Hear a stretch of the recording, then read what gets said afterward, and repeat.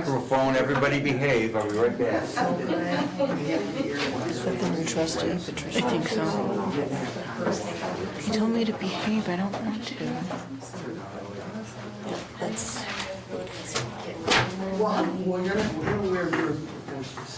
I have to call a pledge, do the pledge. I pledge allegiance to the flag of the United States of America and to the republic for which it stands, one nation, under God, indivisible, with liberty and justice for all. Okay. We'll call the meeting to order as soon as Crystal gets back in the room. There she is. Yeah, right there. Okay. All right, to call the meeting to order, can you do a roll call, please? Oh, no, you want to do the pledge? we did. Without you. We did it without you. No. Trustee Wakely? Trustee Lacewell? President Bain? Here. Trustee Agee? Here. Trustee Wolford? Here. Tom Green? Okay. All right, we have a quorum, so we can continue. I need a motion to approve the agenda. I'll make a motion. Can I have a second? I'll second it. Anybody got any questions? All in favor? Aye. All opposed? Okay, motion carries. I have a motion to approve the minutes of the committee meeting of May 9th. I'll make a motion. Can I have a second? I'll second. All in favor? Aye. Aye. Okay, motion passes. Next on here is approve the bills. Go over the bills. We have the test ink contract, both halves, $39.58.33 and $39.58.34. Water testing, $114.59. Water testing, $16.84 twice. Water testing, $114.59. Sewer testing, $140.63. Sable Mechanical, maintenance service on some equipment, $12.11. Illinois Rural Water Association, our membership dues, $371.40. Cordray Brothers Gravel, $1,130. Biscotti Computers, $126, that's our monthly fee. O'Reilly Auto Parts, $55.20. Exeon, our audit examination for the county, $9,000. Gail Romine, 2 electrical permit reviews, $290. Casey Gasoline, $192.62. Hunt Tree Care, we took down the tree on 5th Street, $2,500. Gina DeRose, zoning for a pool, $40. Geske and Sons for cold patch, $1256.20. Nicor Water Tower, $1080.60. Nicor Lift Station, $240.52. Metered Lights, $1018.13. Cloud Mist Drive, $2341. Village Hall, $1928. Ogden Street Lights, $1404.69. Pumping meters, $2549.23. And Worcester Street, $58.64. Corin, Maine, some operating supplies, $8104. Frontier, $239.41 and $608.90.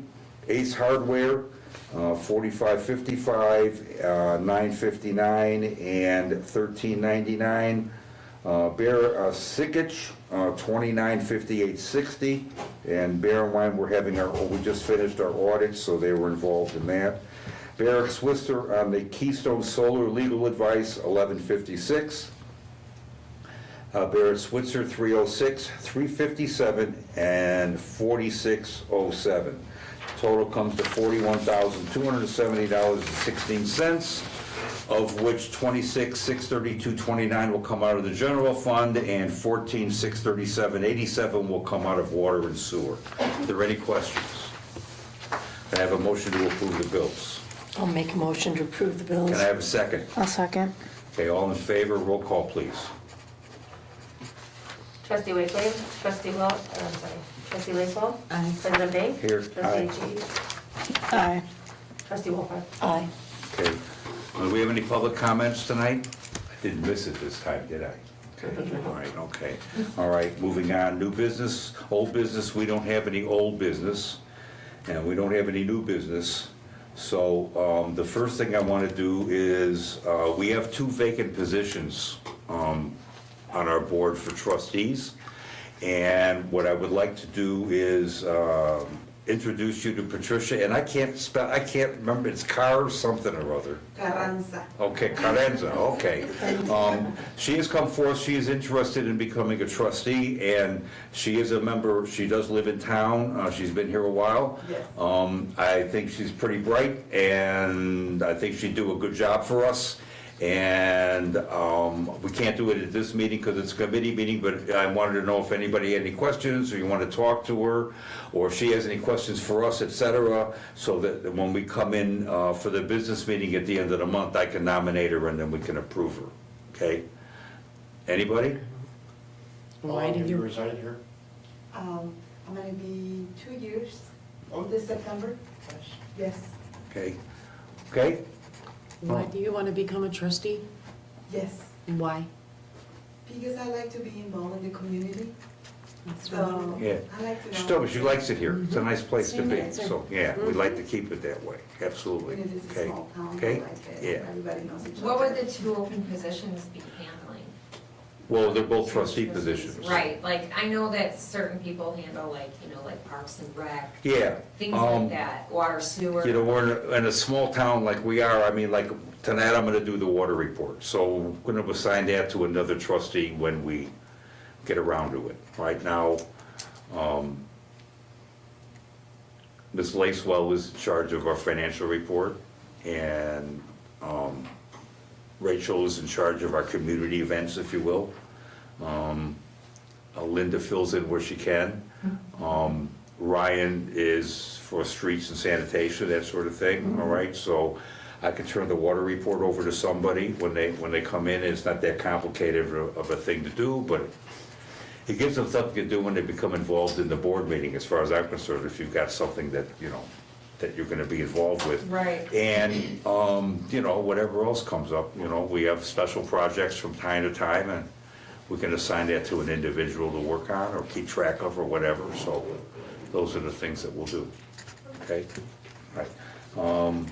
Next is Gordy Samanton. Gordy is from Solar Stone Partners, and they are a solar company. Now, before we talk about this, I wanna make sure that everybody takes the time to understand what we're talking about, and I would like you to see what we're talking about.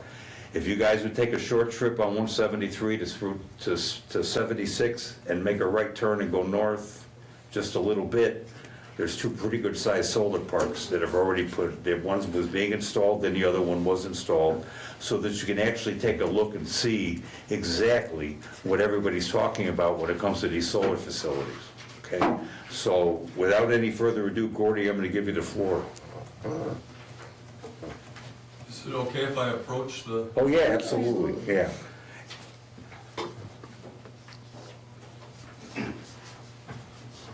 I think maybe the easiest thing to do is I've got some handouts. And I think I'll start with that first. Hope I've got enough here for everybody. You might have to share. Thank you. Thank you. Yep. Yep. And then I'll use one. Well, I think I have an extra one. I do. You can get it together. Have you seen what the others are? I've got an extra one. Okay, great, thank you. Yep. Is it okay if I take center Yeah. stage here? Sure. Yeah. Might be easier for me to just go through it with you. Yeah, that's not a problem.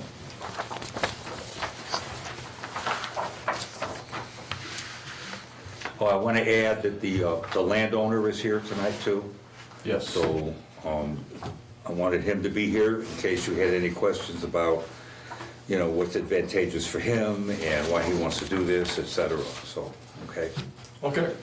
Well, thank you very much, You're welcome. Mr. Mayor, for this opportunity tonight, and good evening, trustees and staff, and appreciate this opportunity. I think these have page numbers on them, so I'll just kind of go through it page by page. I wasn't sure what your AV capabilities were, so I just decided to do it on this, and then you've got something that you can keep Yeah, later too. absolutely. But just a little bit about us. We're an experienced renewable energy developer. This is on page 2. We have principals. I'm one of 5 of the principals in our company. And we've developed over 3,000 megawatts of renewable energy. Just to give you a point of reference, because I'm going to be talking about megawatts here, 1 megawatt can handle about 1,200 homes on an annual basis, so from a power standpoint. So, and we've got about, between the 5 of us, about 40 cumulative years of experience in the power sector. We're based in Minneapolis. We have community solar projects we developed. We started the company in 2014, and we started in Minnesota where we were, and that's where the community solar program kicked off there in 2014. So we have 14 projects in Minnesota that are on the grid, delivering energy to the public utility there, which would be comparable to your ComEd here in Illinois. And then we have 2 projects that we have on the grid. One is in Winnebago County, just south of Rockford, and then the other one is in Clinton County, which is just east of St. Louis, probably about an hour or so. And then we are in the process right now of building 5 projects in Illinois. 3 of those are in Stevenson County, and 2 of those are down in Clinton County as well. So that'll bring us up to 7 total here by the end of the year in Illinois. That's the 5 I'm talking about there that are 10 megawatts there. And then we've got about 30 projects in our development pipeline in New Mexico, Pennsylvania, New Jersey, and Wisconsin. And then our biggest project that we've done to date is a 10 megawatt facility on about 130 acres in Rochester, Minnesota, where the Mayo Clinic is. And we did a joint deal with the Rochester Public Utility and the Mayo Clinic to deliver that 10 megawatt facility to them. If you flip to page 3, what we're talking about here as far as a project overview, we've got 1 parcel that we currently have under site control with Mr. Abang, and he's here tonight too. And if you have, Can you explain what under site control means? Yep, good question. We have a lease agreement with Mr. Abang, and it is a 45-year lease agreement that we have with him. So that's what we refer to as site control. It's about 17 acres is the size of that parcel, and we would only probably need about 13 acres for our 2 megawatt facility. So right now, I would tell you when we started, a 1 megawatt facility was taking about 10 acres of land, but because of the technology and the advancements of it, we're actually able to do as much energy on a much smaller footprint. We can get maybe 6 to 7 acres, depending on the constraints, to do a 1 megawatt facility. So what you're starting to see is we're using less and less land to generate as much energy as we had before. And I'll talk a little bit about that technology. The access road that we'd be looking at preliminarily would be coming off of Show Street. And then our point of interconnection is a 3-phase line that is on Show Street as well. So that's where we would be interconnecting into the grid. Yes, sir. You don't have the PIN number on that parcel. I see you have a picture of it on a little deeper, but. I do. I don't have that with me available, but I can certainly get that for you. Yeah, thanks. And that interconnection point for us and that 3-phase line is what we would then be tapping into ComEd's substation that's here locally, and then that energy to the grid. Just to give you some background on the Illinois solar legislation, early in 2018, they had a lottery system, and everybody got a ping pong ball, and that's how we got the first 2 projects that we got. But then the program ran out of money, and they needed to refund it. So back in September of 2021, they kicked off the CEJA, which is the Climate and Equitable Jobs Act. And there's 2 utilities, public utilities, that need to participate in this program. It's Ameren and ComEd. And the first phase opened up in November of last year for 160 megawatts. So those projects that we were just talking about, those are part of that, that we got awarded for that. And then there's another phase that's coming up here this summer sometime for about 200 megawatts that they're going to be awarding for that too. And then all the projects that you get awarded, there's a point system. So you have to reach certain thresholds of certain things you can do to qualify, and you can get more points for like local jobs. You could get points like we have a project that just is in the process of being approved in Rockford on a Superfund site right in the city. So we're actually just waiting for the city council, I think it's Thursday night, the 22nd, for approval on that. And that's a 5 megawatt facility we're doing there. But we got multiple points for having something that we were using, on brownfield, is what they would refer to it as. So how solar works, on page 5, the panels, sun hits it, the electrons get all excited, and they create DC power. And then from that DC power, we have inverters that are on site, and they're usually typically at the end of the rows, and those inverters convert that DC energy to AC energy. And then we have a meter on site that measures the energy produced, and that's how ComEd knows what that facility is producing, and then that electrical energy goes out to that three-phase line and out to their grid. On page 6, this is pretty much a typical solar equipment that we use today. It's being used on all of the sites, the 5 sites I just talked about here, but these are referred to as single axle trackers. So they start in the morning to the east at a 52-degree angle, and they have sensors, so during the day as the sun traverses across the horizon, then they settle on the west at 52 degrees, and then at night those reset again to pick it up, so it's a complete rhythm and rotation for that. And these are also bifacial panels. So I get asked a lot, there's panels underneath as opposed, and they're on top, so it's double-sided.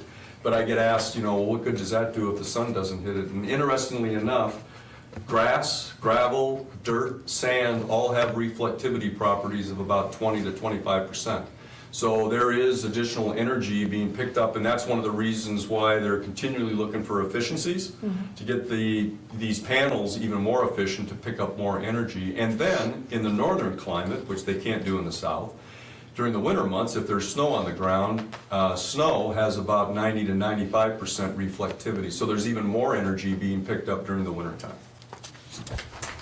If you flip to page 7, just continuing on with the equipment, these are just some shots of what that equipment is typically going to look like. It depends on, after we do our geotech work, how deep we drive the posts into the ground to determine that, but at maximum, we would probably be somewhere at 10 to 12 feet at full tilt.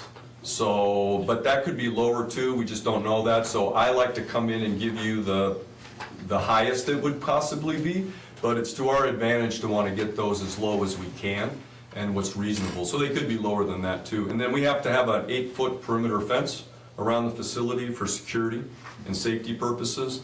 And the panels themselves, between the panels, it's about 15 to 18 feet spacing there. And we can work up to a grade of about 8%, but on the parcel that we have, I don't think that's going to be a problem. And the moving dirt isn't really something that we want to do, especially there's an AMA agreement that's with the Department of Agriculture for Illinois, and we have to sign that agreement, and that is requiring us to put, if Mr. Avang at the end of 45 years decided that he didn't want to continue with another lease, then we would be required to remove the facility. So we would have to put it back in the condition it was in before. So we're mindful of not creating more issues for ourselves. And then the other thing that we do is there is no asphalt, there's no concrete, all the posts are driven into the ground. So there's none of that, there's not a parking lot. We do have some concrete pads. They're probably 8 to 10 feet square or rectangle, and we do have some equipment, our transformers and some of our switchgear equipment and meters that would sit on that, but that's a pad that sits on top. So, but what we do want to do is make sure we're not creating erosion issues, so we will plant pollinator-friendly grasses and low-mow prairie grass so that we have a strong turf, because we will have periodically, a couple times a month, a service truck, light-duty service truck that would come in and do some service there. If you flip to page 8, this is kind of just some examples of the other type of equipment that we have on there. For this site, for a 2 megawatt, we would have a transformer equipment that would sit on that pad. And that would be close to the access road that we have coming in. And then we do have inverter equipment, but that usually sits at the end of the facilities there, and it's on a rack. So again, those are put on posts. Just some examples of projects that we've done up in Minnesota. This is our Farmington project. You can see here, this is a 5 megawatt facility. And you can see here, this is just south of the city of Farmington, and we've got a residential facility, a planned unit development there that's just to the north of that. And we provided some screening in there for that when we were doing that, as a request by the city when we were doing that. If you flip to page 10, this is our Chisago County solar project. This was a situation where the county had some land that they were going to be building a jail. That facility you see in the middle there with the parking lot, that's their new jail. So they asked us if we could repurpose the rest of the land here. This is a 3-megawatt facility, and the county is our landlord, as well as they subscribe to this facility too. So they're making money and saving money at the same time with the public land for this. And the other thing I like to show with this, we don't necessarily have to work in a square or a rectangle. We can work with different shapes and get creative with that too. The last one on page 11 is our Rolling Stone project.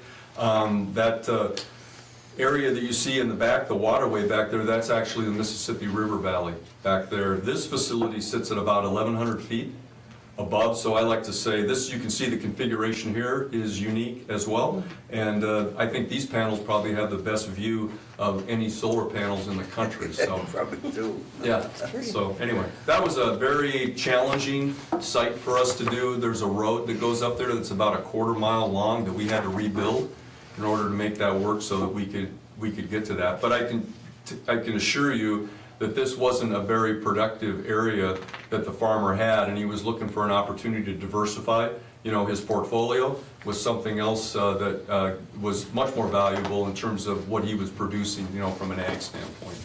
On page 12, these are some of the land requirements that we have. For a 2-megawatt facility in general, we'd be looking for about 15 acres of suitable land.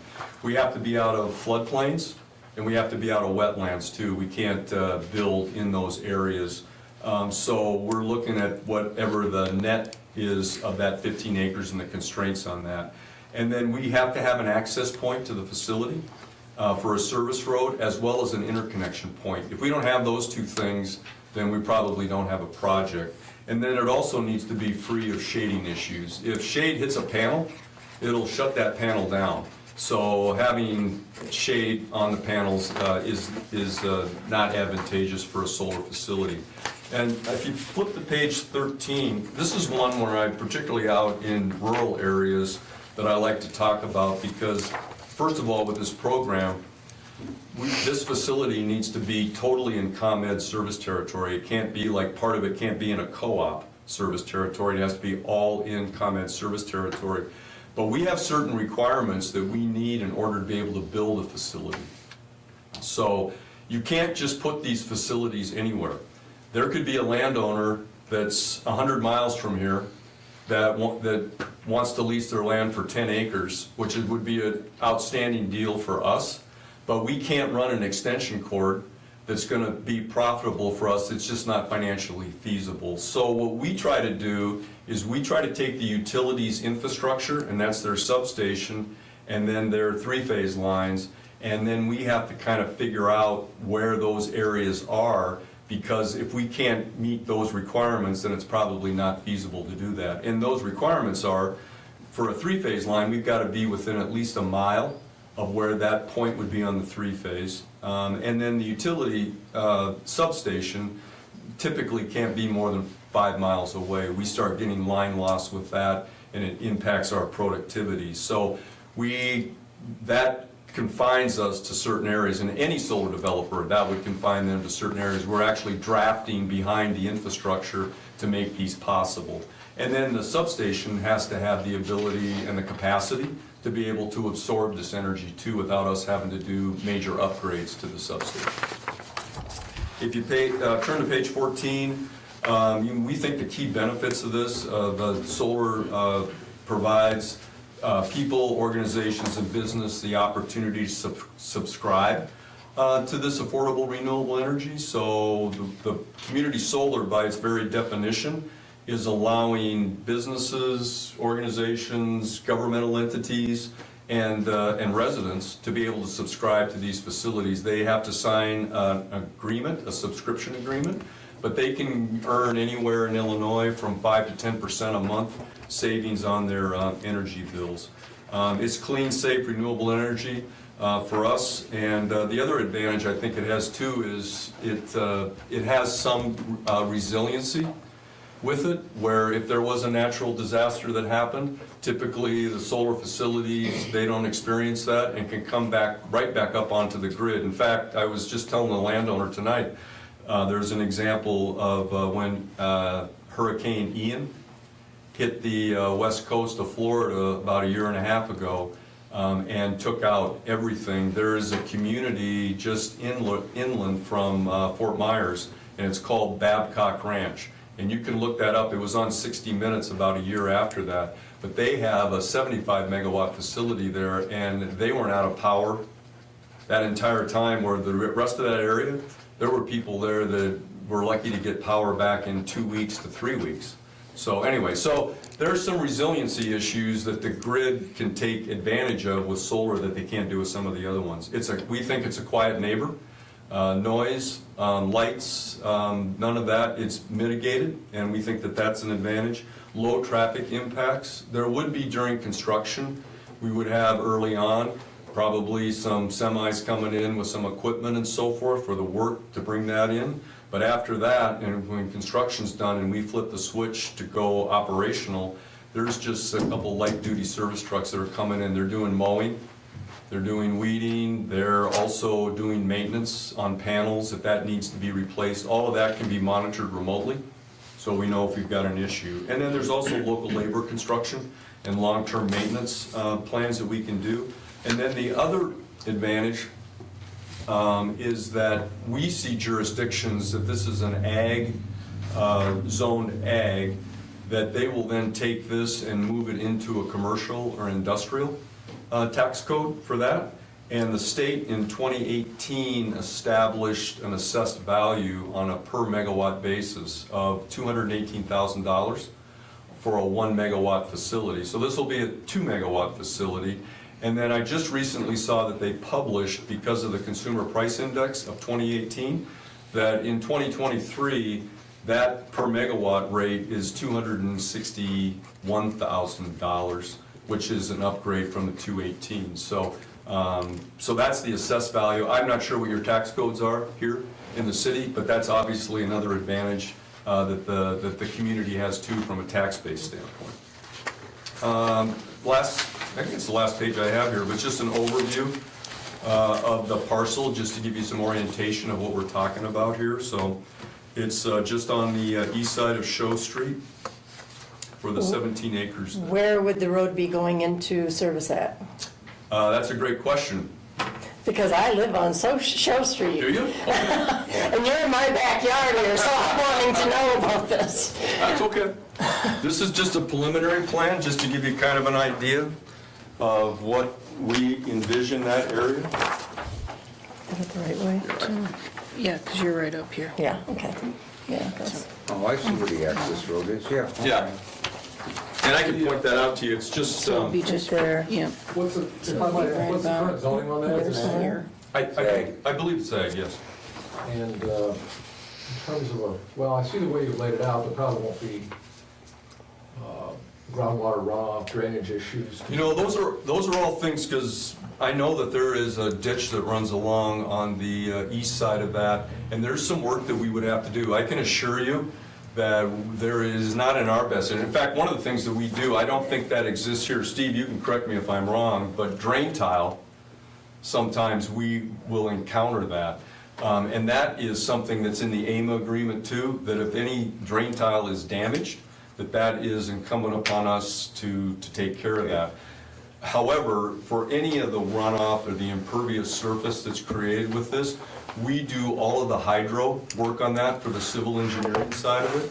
And if there's things that we need to do with retention ponds, if there's things that we need to do, like I'm guessing on this service road here, we would have to probably put a culvert over the top of that, you know, to make that work there. And we'll have the village engineer take a look at it. Yeah, oh, absolutely, absolutely. Absolutely. This does suggest to me something that we've done for a little while, is that we will need to make some modifications to our ordinance, because our ordinance has not been updated to include solar. I've done updates to several communities' zoning ordinance, and then a a separate ordinance about building and, you know, buffering and fencing, and a document which I'd be happy to show you well before we actually put it in place. But that begs the question, what's your time frame Time frame. for getting to the point where you're actually getting started? Getting started? Yeah, that's a good question. Well, first of all, there's three typical steps that we have to go through. The first one is we have to have a willing landowner that's willing to lease the land. That's number one. Once we've established that, then our next step is to do what we're doing here, is we're coming in to talk to the local jurisdiction, because we can't put this in place unless we've got a permit. And I don't know if you use a conditional use permit or a special use permit, but Based on the things you just said, we may want to zone it to a category, as you indicated, which would maximize return, assuming everyone's interested in doing that.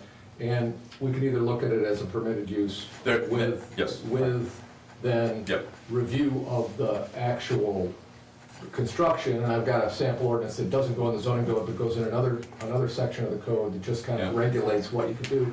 The alternative is make it a special use, and then you'd have to go through the yeah, special use. and that's totally in your purview. Right. You know, as far as what you guys want to do with that, we would just want to know what that process is so that we can accommodate that to get to the end goal. It's a fairly streamlined process here, and, you know, from start to finish, well, again, we have to develop the ordinance, amend the zoning code to identify solar uses such as this as a use in the zoning category, and then get the other ordinance in place from it's almost like a building code for these types of uses. And then That might take a month or two. Then the process of getting the permit might take another month. Sure. But I'm guessing your process overall is fairly long. I mean, you're looking at, what, next year? Well, let me just finish one Go more ahead, yeah, you thing. go ahead. On the permitting Okay. side, if not, it's okay. On the permitting side, if we were to cross that finish line, then the next thing we would be doing is going in and doing a pre-application to ComEd for an interconnection study. And then we would get that back from them relatively quickly, and that kind of tells us whether, remember I mentioned earlier, whether the substation, there's enough capacity on it, or whether we have to do major upgrades to the network in order to make this work. And I can tell you, there's been times we got a study back, like there's one in Freeport. It was $23 million for the upgrade to their infrastructure to make it work. Well, that project is not going forward. So, but we had the landowner, we had the permit, and we needed to take that next step with that. Once we have those three things, then what we do is we have to put an application in to the Illinois Power Authority. And when that application goes in, then we have to wait for these allocations to come, and we don't have any control over that. But we will try to get as many points as we can so that when it does go in, it's got a chance of being selected. So there's still that piece of it that we don't know. But if all those things went like clockwork and we got it, then we would probably spend about 6 to 8 months with all of our civil and electrical engineering to make sure that we've got a buildable facility here, that nobody buried a bus on the property, or we have a fatal flaw that there is a pipeline, which we don't think there is. We do some of the preliminary stuff, but we have to check all these things off, and then once we have all the civil work done, then we've got all the title curative work that we need to do, and that's about 6 to 8 months. And then we would go out and start looking for a financier to help finance the project for us. And those guys come in and look at everything that we've done, the land acquisition, the permit, all the studies that we have to get done. The studies alone, once we get past the pre-application for ComEd,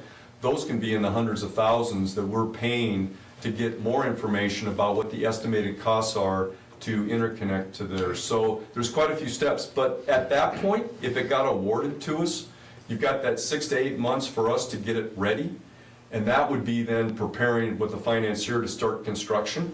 And that's usually about 90 to 120 days for the construction period.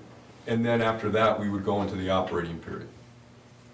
And I want to interject just one thing. We're putting a solar facility in at the sewer plant, and we're going to be going from somewhere around 9.3 cents per kilowatt hour to 4.9 cents per kilowatt hour for the next 30 years, as soon as they get it up and running. So that's a savings to the village of $1.5 million over 30 years. So when he's talking about a savings of 5 to 10% on your electric bill, that's not hype, that's real stuff. And that, I'm being conservative with that. I don't want to overpromise that. Some can be higher, depends on with some of your independent agents that are out there. That could be higher, could be lower too, but it's somewhere in that range. And the other thing too that I would offer up, because I do this quite a bit even when I come in these situations, if the city had other land that they might be interested in repurposing for whatever reason, that would be something that we would be interested in as well. And we have several communities that we work with that are our landlords in Minnesota. Unfortunately, I don't think we have anything the size that you're looking for. So, Okay, that's fine. yeah. I have a question too. What's gonna happen with the trees? The only area that we would be looking at is down in that southeast corner. Okay. That we would be looking, and from my discussions with Steve, and maybe I'll let Steve talk about this, because he's much more, he's actually been doing some work on this from a conservation standpoint, but most of that tree line there that's in those first 3 or 4 rows there is pretty much scrub trees. But when I was speaking with the mayor, I think one of the things that he let me know is that if we were gonna had any visions of taking down and doing scorched earth on those trees, that probably wasn't gonna be a good idea. So when we designed this, that was one of the things and the constraint that I put into it to let our folks know that, you know, that's in violet there. But I'll let Steve talk about, because he's got some really good information about what he plans to do with the rest of that area. Okay. Yeah, when they first came in and there was a proposal about 6 years ago, and their vision was, we got 17 acres here, it's flat, and those trees, they just shade. And that We'll took- take them all down. And that's when I voted no. That's right. And so, I told Gordy, when he came to me, I said, you don't have 17 acres. You gotta exclude the trees. Now, the trees, and I'm not just a tree hugger, okay, but you have, in that grove, you have what I call pre-settlement trees. You have the trees that were there before people were here. And I'm working with a land conservancy that will actually help me restore that more to its natural state. There are some trees that are invasive, junk trees, et cetera. What Gordy's talking about along that border are junk trees, you know. What's a good, box elder trees and cottonwood trees. There are some trees where it comes to a point, they are only there because the farmer couldn't farm them a couple of times, and so the trees they grow. Right. They spread. And so that area is that's junk trees too. So they're gonna come in partially there, but everything else is what I call, this is my land and it's my trees. And I call them pre-settlement trees. We're not only going to save them, we're going to upgrade. We're going to clear out the junk so that the pre-settlement type trees, which is mostly oaks and hickories and black cherry and things like that, not only will be preserved, but they'll be stimulated to have more seeds, grow more trees, replace the ones that are getting older, and so on.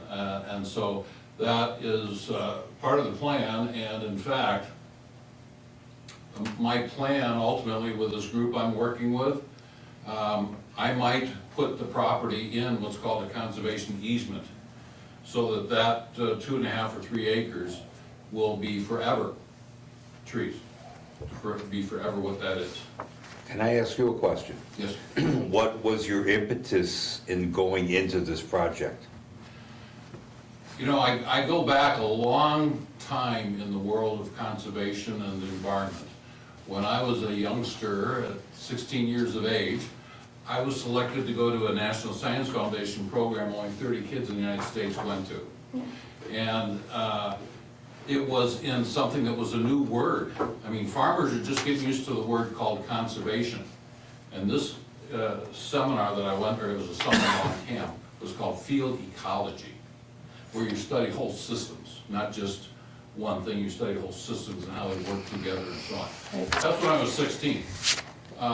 Later, I worked for an association of municipalities, and we did an infrared flyover of an entire county, saved millions of dollars in heat costs.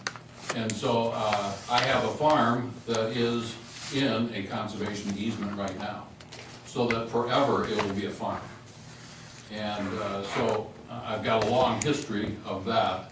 And so what I saw here was an opportunity for me to create something what I consider special, because when I look at a solar field versus a farm field, now my family's been in farming since we came here in the 1860s. And if some of you are in the ag community, you know the AVAC name is synonymous with farming in McHenry County anyway.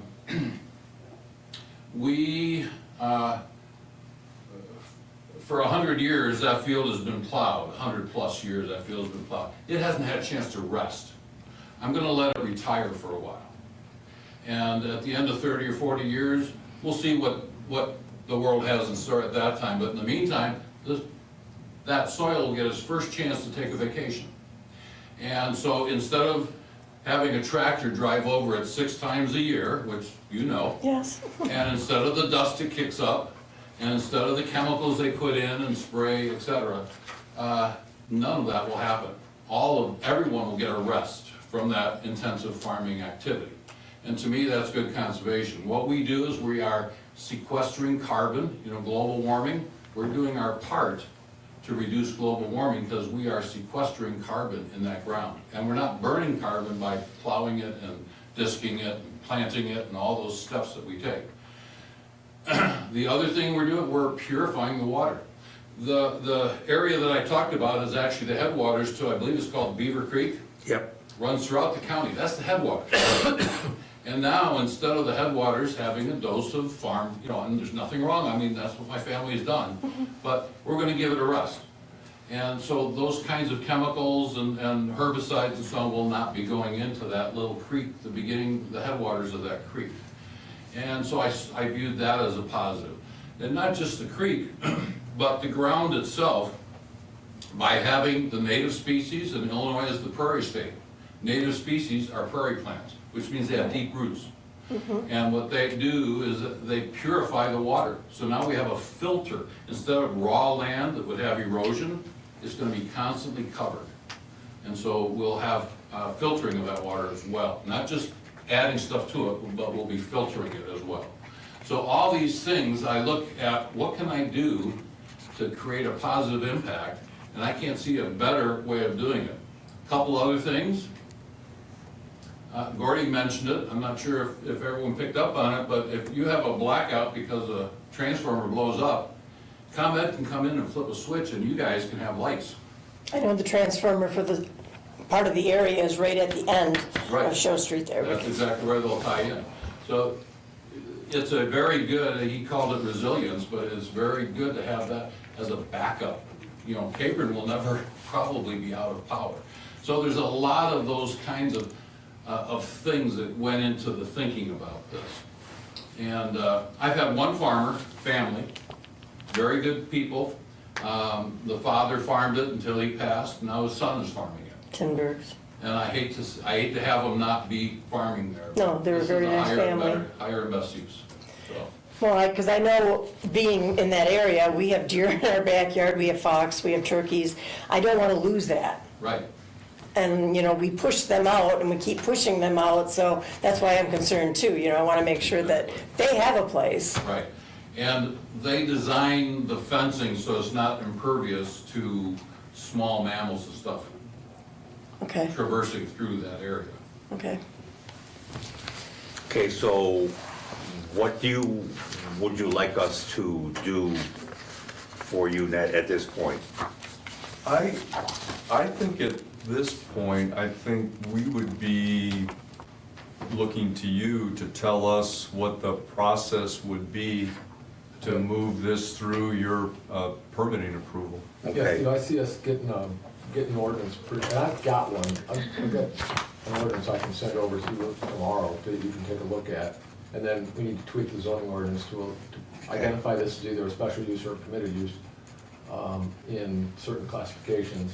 Okay. and get that in place, and then let them go through that process. Okay. And what, if I could just ask, is that, do you have like a planning commission and then it goes We're to? small, and we use our board as committee of the whole, serving as our ZBA. Yes. Okay, So we go to committee of the whole, acting as the ZBA. Yeah, so and then tonight's our committee of the recommendation. whole meeting, so that's We're why we're here to actually make at a it. committee of the whole okay. meeting. So for this meeting, then would we need to come back? We have to notice it out and hold the public hearing that a ZBA would hold, but we do it at this. At this level here? This- Yeah. And then if it passed through this level, then We we go. recommend, we have committee of the whole, the second, Second meeting of the month will be our business meeting. usually it's Tuesdays, this is a Yeah. special meeting, usually it's Tuesdays. And then fourth meeting is the regular board meeting. Board meeting? Yeah. Okay. So it's a two-level Right. approval process? Right, yeah. And it sounds to me like you would like to get some other things Kind of, in place first Sure. before we would start that? Yeah. well, at least I want to send them over to Steve so he can take a look at them and give his thoughts and perhaps show them to the board, Yeah, so. and I also would like the board and anybody else in town to really go up and take a look and see what these things look like. They're not monsters. They don't make any noise. They can be camouflaged in such a way so if they're like in your backyard, all you're gonna see is vegetation for the most part. You're not gonna see these big stacks of things going all over the place, right? I mean, Yeah, in fact, I think your advice there to go and take a look at if they're convenient for you, I think really helps because sometimes I think there's this impression that there's this 100-foot, wall in front of you and the sun's gonna be blocked out forever, and that's not the case. And to your last point, we're more than willing to do any type of screening or anything that we have to on these projects. That is not a problem, and we're trying to be a good neighbor with this too, and realizing that we're coming in as kind of change agents with something here and a new use for land there. So, I'm here, or not at this, if you want me to, I can, but I'm here to listen to what the objections are, and then I see our roles coming back then and providing solutions for those. my perceived objections would be the trees, which you've answered, all right, and aesthetics. Okay, I don't know that there would be anything else. To me, if the farmer thinks that this would be a good use of his land versus growing corn on it, then who am I to argue with him? It's his property. And as long as the aesthetics can be such that, when people are looking out their back window, they're not seeing a bunch of industrial equipment, okay? I know they don't make any noise. I know they don't get a lot of maintenance. I know you're not gonna have a bunch of exterior lighting on it or anything like that. So from that point of view, from noise and light pollution, I don't think that's gonna be the intent. It's just the idea of going from a farm field to having, steel and Sure. stuff like that in the backyard. If we could show how we would minimize that impact, I think that would go a long ways towards it. And I think that if somebody can go up and actually see one of these fields and see how they can be camouflaged, if you will, then I think that will go a long ways in helping us out.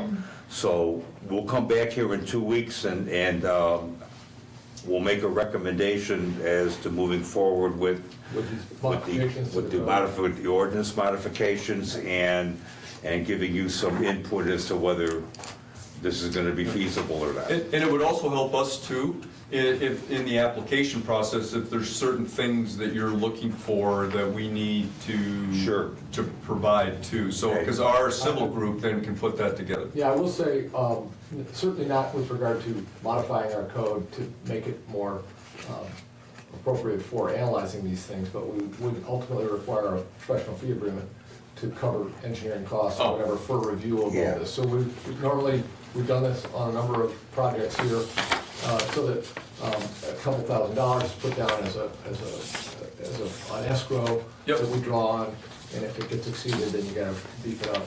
Yeah. Probably mostly engineering review, a little bit of attorney's fee for running the, noticing out all the hearings and so forth. So that, we do have that in place and have used it for a couple of developments here in town. So that's all I can really think of at the moment. I have a question. Yeah. Can I ask a question? Yes, you now? can. I will let He you. says yes. it's okay. Yeah. It's okay. Anyway, yeah, no.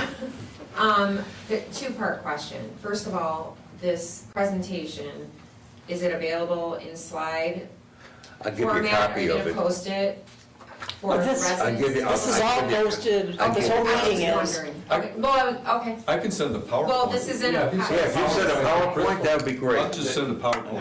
That's my question, yeah. thank you. And then also, is this 100% safe for humans and animals? Yes, 100%? yes. Okay. We haven't had in our experience any issues with that. We get a lot of questions sometimes about hazardous material in Exactly, it. that's And my, there's things that you can find on the internet that I'm sure could probably support that, but the reality is. well, WebMD tells me I'm dying. What's So- that? WebMD tells me I'm dying every Yeah, day, but- so you can't trust the internet. Yeah, but I mean, you bring up a good point because we're bringing in something, but one of the things I would tell It's you is. foreign.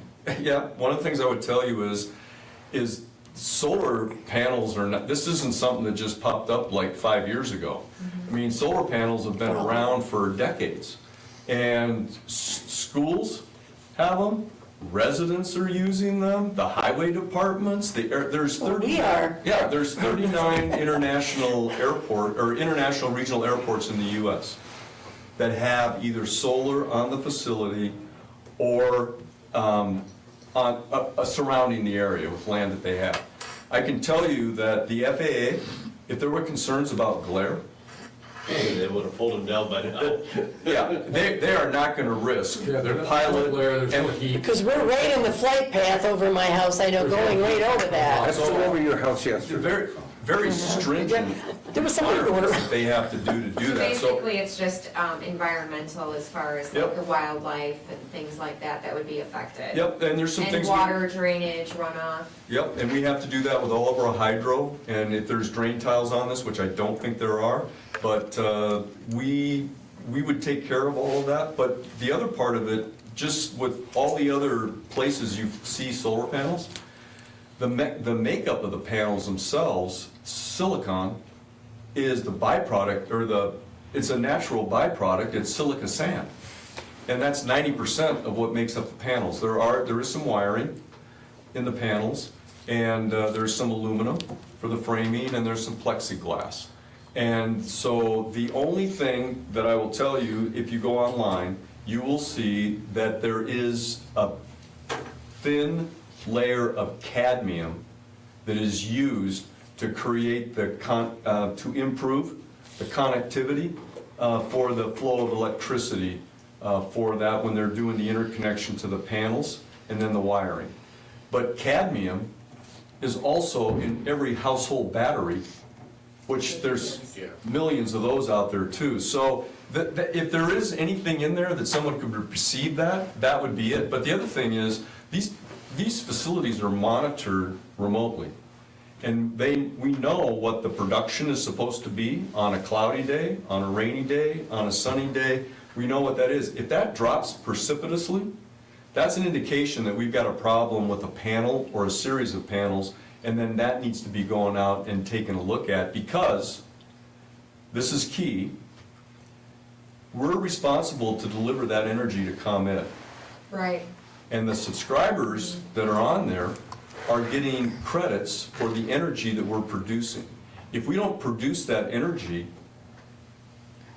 ComEd comes back to us, and we have to compensate ComEd for that loss of energy. So there's skin in the game that every owner-operator has to make sure that their facility the weeds aren't creating shade, and that the panels are running, everything is maintained so that we don't have some of those issues. So that's kind of a built-in safety net that I think creates that, when people ask me about maintenance issues and so forth, that's critical to us to be able to deliver that energy on a consistent basis. Thank you. Yep, good question. Anybody else got a question, as long as we're here? You said, Yeah, go ahead, Pam. I just want to share something. I'm Pamela Lopez, Vice of Growth Dimensions Economic Development. A couple months ago, we did kind of a summary for the Boone County Board of different types of options for renewable energy and solar, and there's a lot of misinformation out there. So there's some links to articles and information that I'll share with President Banks that would hopefully maybe you Yeah. can share and distribute. Okay. And be That would help helpful. everybody, because you know you're gonna get a gazillion Yeah. questions. Well, you know, I mean, this is not the first time that this has come No. up in here. 6 years And ago. This is the way the world is going. I mean, we can't fight progress forever. Not that I want to, but the biggest concern that we had were the trees and the aesthetics. That was what shut it down the last time, was the trees. So if that problem is solved, you know, I think this would be something that we should take a serious look at and decide whether we want to move forward with it or not. I mean, like I said, if the farmer, What are they doing? I have no idea. if the farmer thinks it's a good use of his property, then, you know, I think we should really take a look at it. Okay? Yes, sir. I got a couple of questions. Now, you said that you're looking at doing a 1 kilowatt substation there? No, the substation already exists. Oh, okay. Yeah. Yeah, we got a substation that's right here on Yeah, East. that line that runs down there is the three-phase line, and the utilities call that a feeder line. And that feeder line's coming out of their substation, and that's what we'd be hooking up into, and then the power would be going back to that substation. You said this is a 45-year deal that you've got with the landowner then? Correct. What happens if the landowner unexpectedly passes away? Because obviously you said 45 years, you have to return the land if they don't renew with you guys. I don't know the answer to that, but I'm guessing that Mr. Avang does, because it would probably go, he's either got On it in his a end. trust, or it would go to his heirs. But I'll let him answer that. Yeah, good question, and it's something that I would like to give to my children.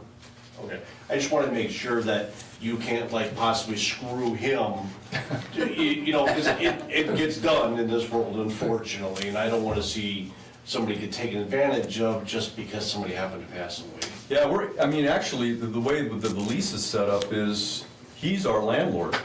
Okay.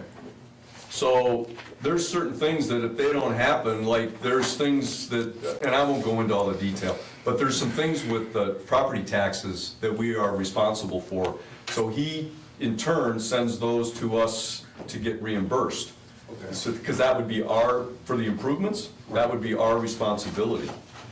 If we don't do that, Right. he has the ability to go in and change the locks on the gate, and then it's back to, if we can't get in there, or we don't have the rights to get in there, and he's blocking that, then we're in this situation where we've got a deteriorating facility, and we're not delivering the energy. So it's just a vicious cycle that we would not want to get into that situation. No, And we will have decommissioning Yes. regulations, so that if it ever ceases to operate, then they have to come in and restore the land to its original condition. Yep. As That- part of the rules that we will have. Yeah. Yeah, and you guys may have your own, but on top of that, the AIMA agreement has the decommissioning requirement in it as well. So. And it's the same thing with the solar plant at our wastewater facility. After 30 years, if we don't want to renew, they have to return the land to its original state. And the city, if the city establishes a decommissioning for it, sometimes they'll ask us to do an estimate, and then we would be required to put a bond or a letter of credit to them so that they're holding that. Okay. So that if something does happen, then they've got the ability to be able to finance to remove the facility. Okay. Okay. Okay, that it? Okay, thanks. I'll tell you what, we're gonna convene our, like I said, about 10 days from now, all right? And we'll give everybody an opportunity to digest everything that we talked about tonight, and then we can make a decision on whether we're gonna move forward with this, okay? Excellent. Have you Okay. sent Steve an email, or can you send me one? I can, if Is your email on here? Yes, it's at the very back, Okay, I'll send you one. on the back page. Okay, great. Okay, thanks a lot. Yeah, thank you very much for the opportunity. Thank you. Okay. Nice to meet you. All right, next on the list is Rick Davis. Anybody here from Rick Davis? No. He sent us a statement. This is basically what happened. They bought some buildings in town, and they wanted to repair them, if you will, okay? So these are very old buildings. So obviously, there's a lot of code violations to these buildings, since the codes have been upgraded quite a bit since they were put together. So doing repairs on them sometimes butts heads with the actual code that's in place. So I'm gonna read this to you, and then I'll explain it. It says, "To whom it may concern, we at Rockford Auto, Glass, and State Line Properties are requesting that certain glass and window replacement requirements, codes, and permits be waived under the following circumstances. 1, replacing a single pane of glass or an insulated unit due to damage or seal failure with the original glass type. Upgrading a single window to meet current codes would have a negative effect aesthetically to the home or business, as the replacement glass, if brought up to the current codes, may not match low E coatings, the existing glasses that are not being replaced. Some of this glass comes with like a gray tint, some of it comes with a little blue tint, and if you start only replacing the windows that need to be replaced, you got different colored windows on the building. That's basically what it comes down to. When repairing wood framing damaged by rot and/or insects, this is a repair, not a replacement. Like he wants to replace the sill under the window, but he's not gonna replace any of the structural element of the window. Any complete window replacement when attempting to match existing windows that are not being replaced. Again, if you have to put in a window that doesn't match all the others, it's gonna look weird. These requests are being made to minimize any visual changes to a structure that would have a negative effect to the aesthetics, while still maintaining the highest standard and quality of materials and installation. So basically what he's doing is he's taking a Model T, and instead of trying to upgrade it to a Corvette, we're gonna bring it up to a Malibu, okay, in these particular instances. So what the problem was is Craig Wilcox has to abide by what the code says. And if you have to put in this kind of window, then that's what you gotta put in. He's bound by that. There's nothing he can do. He's our building inspector, that's the code. So, as the Code Board of Appeals, which we all are as part of this board, we can waive portions of whatever building code that we want to, all right? And then we can allow Rick to put in the type of window that he wants to, and he will specify what that's going to be. And then Craig Wilcox can verify that he's putting in what he said he was gonna put in, instead of doing it to the code. In either case, if he's repairing windows that are no longer functioning properly, and pieces of I don't wanna say framing, but of the trim that is no longer functional, then we should let him do that, because that's an upgrade to those buildings, and that's what we're after in the first place, so he can do something with them. So, this is what I want to do when we return to our meeting at the end of the month, is to allow him to do this. So, But if we allow him to do this, then we have to let everybody else do it. well, yes, we do. To me, Okay. if somebody buys something, I mean, they have to take into consideration that when they're buying it, that they're gonna have to renovate, and they're gonna have to But match if he that. only has to replace one, if he was replacing all the windows, it wouldn't matter. He's replacing one window. But do any of the businesses that he owns, are they considered historical value? Because if they are, then you could be able to go along with it. I don't think any of the buildings, first of all, 'Cause he's that would cover replacing it. them with what's already there, Yeah. okay? If he was to upgrade them to the code, he would be replacing them with something that isn't already there, and it's gonna look different than the rest of the building. That's what he's getting at, okay? Well, he's probably gonna So remodel he's anyway, putting in, 'cause- he's putting in a new window that looks like the old window, but it's a new window, okay? And instead of putting in a window that the code requires, that's gonna look different than all the other windows in the building. That's what he wants us to do. But we would have to do the same thing in our houses.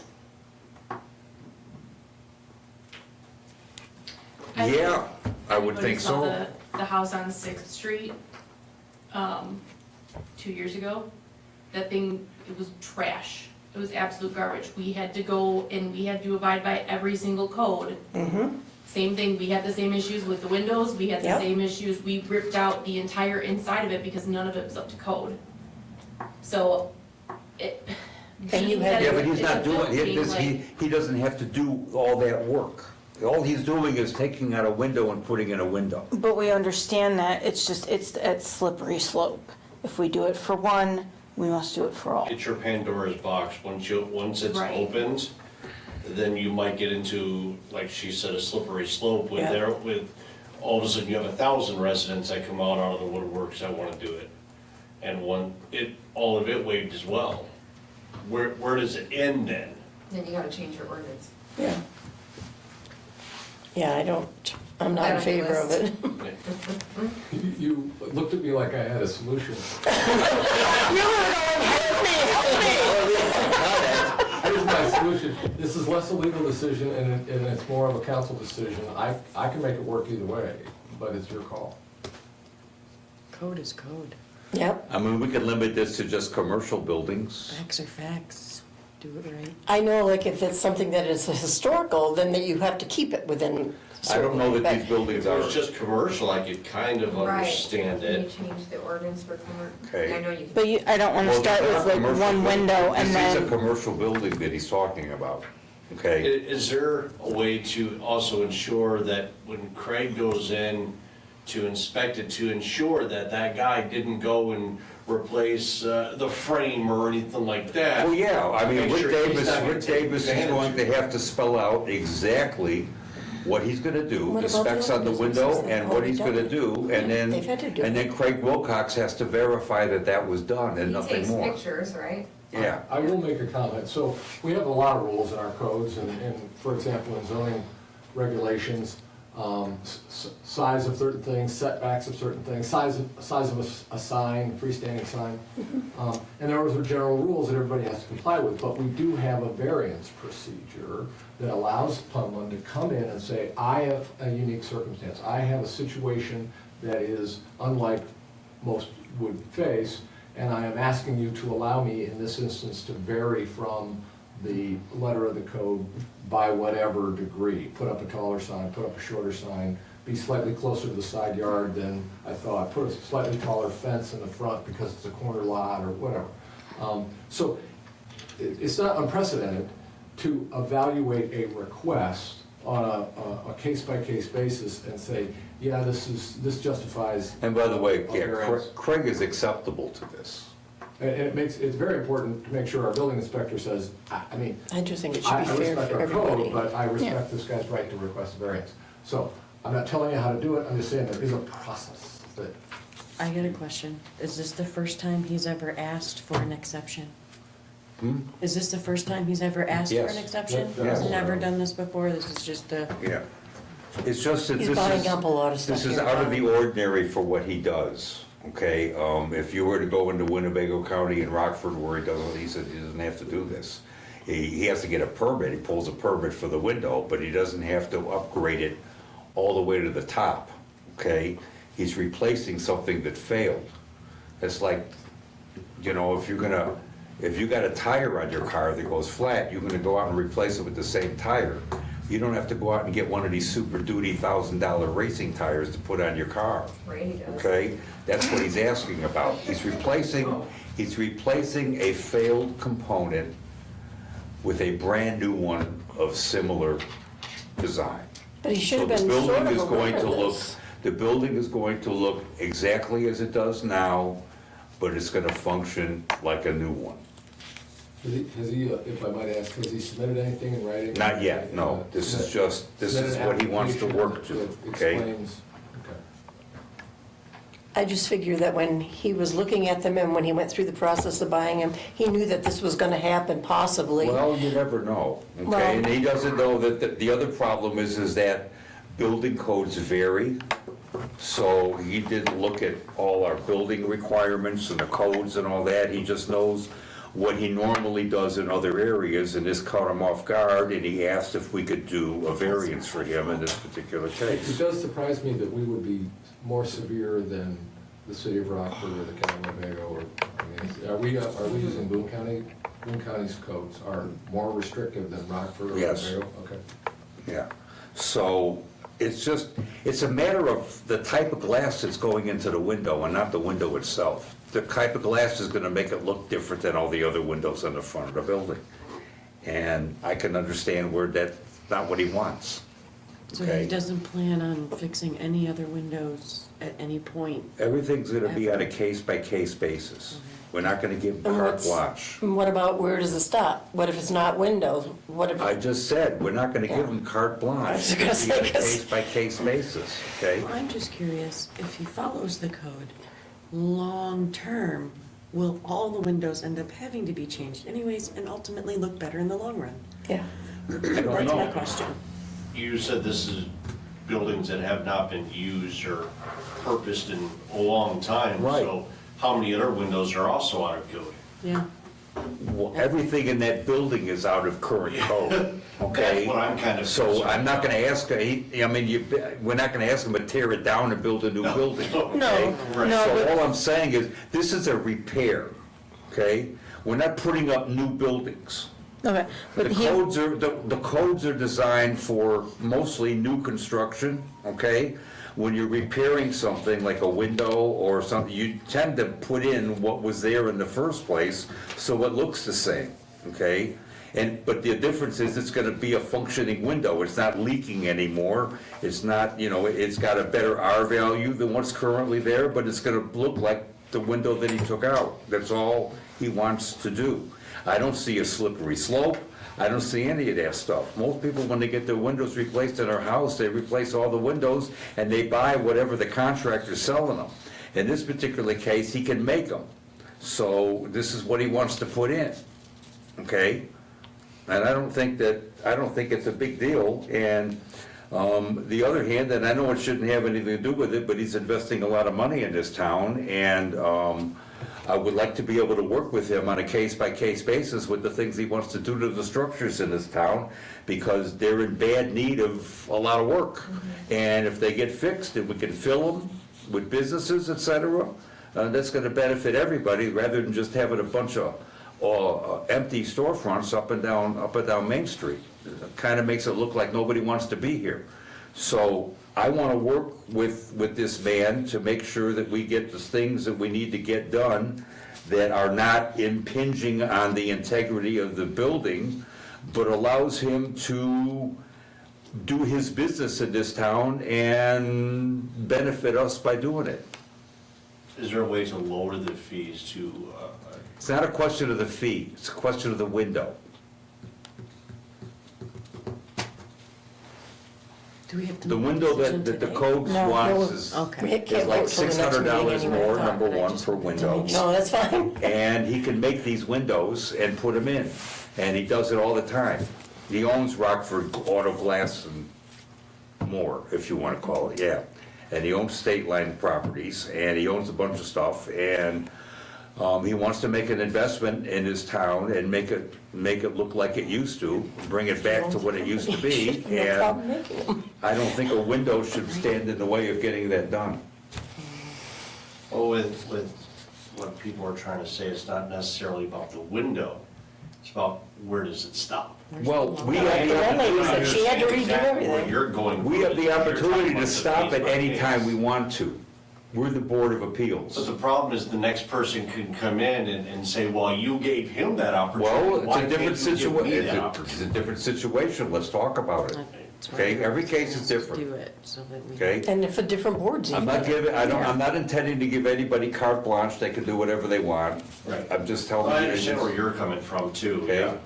I want it to look better. We have to be, we have to be business friendly too. Right. Okay?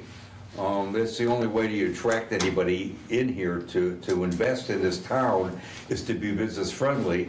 And this is part of being business friendly, is to give him a little leeway once in a while. He's not doing anything under the table.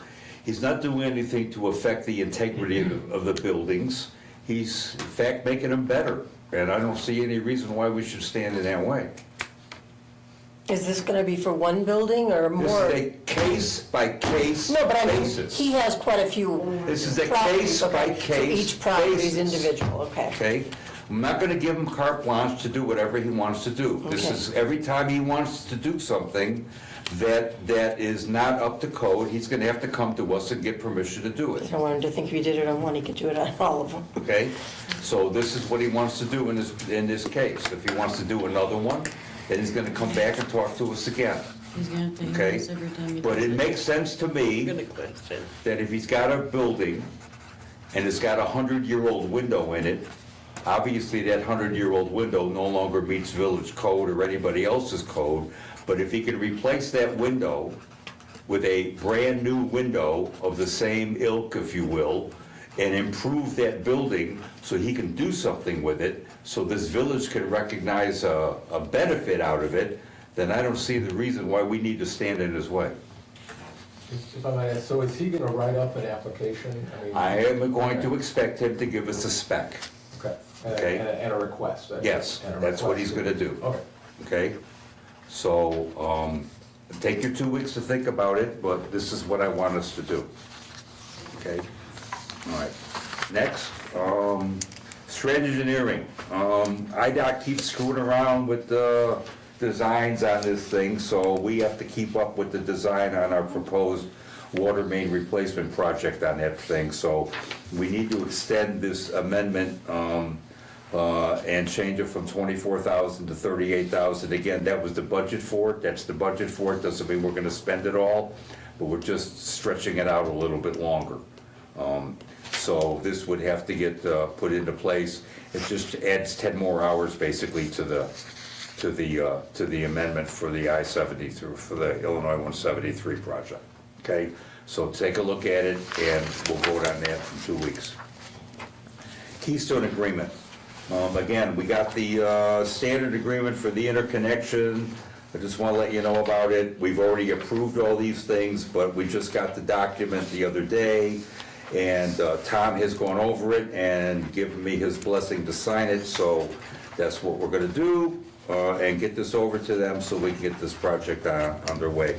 This is like a phased project, so we're gonna get documents like this from time to time until everything's done, correct? Right, and when we did the initial authorization to move forward with this project, we authorized the mayor to sign any and all documents necessary to get to the conclusion of this. Yes. There was another document that you signed today that is no liability on the part, that doesn't impose any liability, doesn't put us at risk, but it was a document needing to be signed by the local municipality so they can present it with their application. Yep, okay. All right, next is the water report, I'm gonna read it. No, it's the liquor license. No, it's the Oh, the water next- report. no, Oh, is it's it? the water Yes. report. Oh, I'm sorry. I can wait. Okay, so it says, everyone received the CCR, which is the quality report for the water. We have reached out to Ryan and have talked about a plan for the source water protection plan. That's what we passed, that task order number 3. We have to do a ground source protection thing for the government. That's a $30,000 project to protect our groundwater, so we all got nice water to drink. We replaced the groundwater pump by the lift station because both of the new pumps are in, and the other one is being refitted, so we have a spare. We are setting up for lead and copper testing that will start in June. That's another USDA requirement, okay? And the plant is healthy and happy, yay. And well capacity has been maintaining good even with dry weather. So all plant and all operations and plant inspections have been performed by me or under my direction supervision, and it's signed by Ian Steer from testing. Any questions? All right, now, the liquor license. Capron Rescue Squad wants to do a one-day fundraising thing, and they're gonna sell alcohol. So we have a Class D license, which is daily or temporary.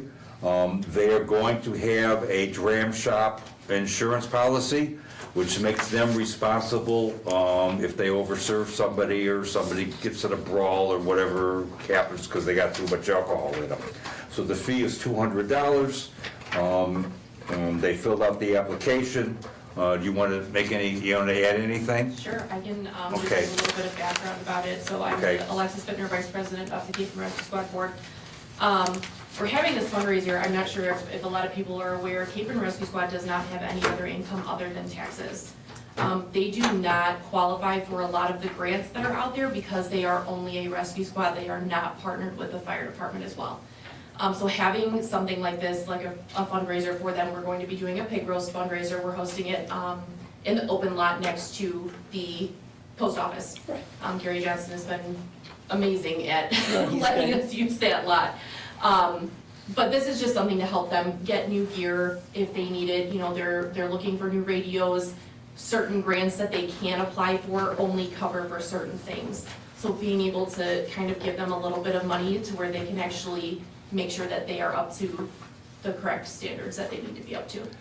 Now, you're doing a pig roast. Yes. Are you gonna have some permit from the health department for this? Yep, Okay, I would like the already. village to have a copy of it when you get it, okay, all right? Yeah, so this will vote on in 2 weeks, at the end of the month, okay? But I just wanted you all to know about it, and they will have a copy of the DRAM insurance policy for us before we approve this, okay? Next is the East Street project. I don't know if you're aware, but we had a sinkhole open up under East Street right by Casey's. That's why that steel plate is sitting in the road, okay? These drainage systems here have not worked well for years. Well, they're all still okay? made out of wood, right? And because of that, the water just erodes everything underneath there over a period of time because it's got nowhere to go, and a sinkhole opens up. So what we're gonna do is, we're gonna get a culvert put underneath it, okay, concrete culvert, so that we don't have to worry about that anymore, and then get that section redone. So it'll be good to go. I know Shane from the township has said he will give us a quote on how much it's gonna cost. And I know you want me to get another one, okay, so we'll get another one, all right, and we'll see what happens, okay? So we will have Skylar working on that to get it done. In the meantime, according to Justin Crone, our county engineer, that plate there is perfectly safe. You can park a semi on it forever, so it's okay, and it's not gonna go anywhere. So we got time to get this done, okay? Just want everybody to know what we're gonna do. Now, is there another one that's developing over by Empower Boone? We filled that in. It was just Oh, in the grass. That's filled in, okay? And to be honest with you, if it's on their property, we're not responsible for it, but we helped them out with it, okay? All right. Next is the ordinance. This is 23-2 for the enterprise zone, which is why Pam is here. We are required to adopt this ordinance in conjunction with the intergovernmental agreement, which places me as a member of the Economic Development Advisory Council for Growth Dimensions. No, it's the Enterprise Zone Advisory Board. There you go. See, you know, that's why she's here, okay? So I want you all to look this over, and we will pass this at the next meeting, and then I'll sign it and get everything over to Pam, so everybody's happy. With that, Trustee Wakely's not here. Trustee Agee? Nothing. Trustee Wolfow? Nothing. Trustee Lacewell? Nothing. Anybody else? Any last minute comments? I said my piece. Okay, thank God.